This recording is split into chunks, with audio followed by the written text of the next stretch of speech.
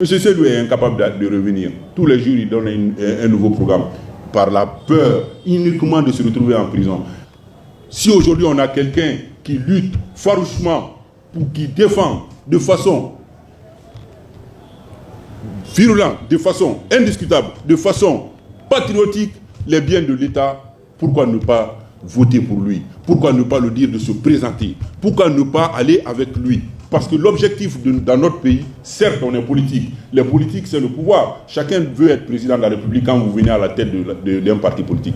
Mais aussi développer son pays, mais aussi défendre la population, mais aussi faire en sorte que vraiment les Guinéens ne manquent de rien en matière d'autosuffisance alimentaire.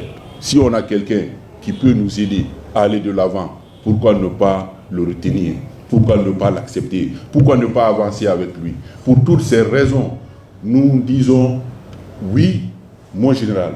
Nous disons oui aux activités, aux actions progressives. Nous disons oui aux décisions du CNRD. Et il fallait que je clarifie ces points. On ne peut pas laisser des gens brûler notre pays. C'est clair. La Guinée appartient à tous. Tant qu'un fils de la Guinée tombe, c'est sa famille qui pleure.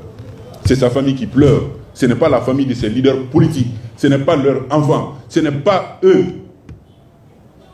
M. Cellou est incapable de revenir. Tous les jours, il donne un nouveau programme par la peur uniquement de se retrouver en prison. Et ceux qui tombent, ceux qui meurent, où eux ils en sont? Quand même. L'autre est incapable de venir dans le pays parce qu'il n'a pas de logement. Regarde-moi ce gros maçon.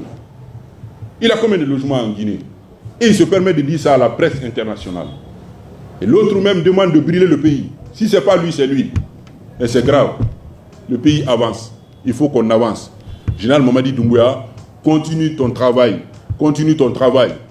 Quand on a décidé que les 2 ans de la transition finit le 31 décembre, justement, c'était notre souhait. C'était notre souhait, mais il y avait des promesses aussi des partenaires internationaux pour aider la Guinée, pour accompagner la Guinée. Nous avons été jusqu'à Abuja. Mais avant d'arriver à la CEDEAO est venue en Guinée, ils ont travaillé avec le gouvernement guinéen. Ils ont décidé de travailler sur les programmes, les activités à mener, le délai. Mais ils n'ont pas travaillé sur le volet financier.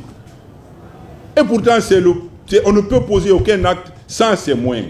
Ils ont promis, ils sont partis. Non seulement ils n'ont pas facilité, mais ils n'ont rien donné aussi. Moi je suis membre du comité national. Jusqu'en début 2024, ils n'avaient rien donné, même pas un rond.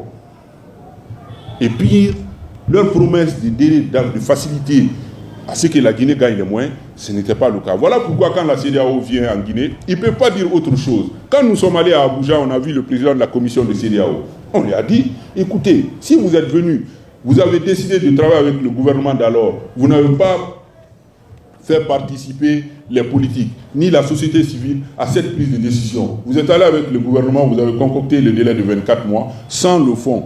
Mais vous êtes fautif. Il faut que vous reveniez, vous envoyez les moyens le plus rapidement possible. Mais ça n'a pas été le cas. Ils n'ont donné aucun franc.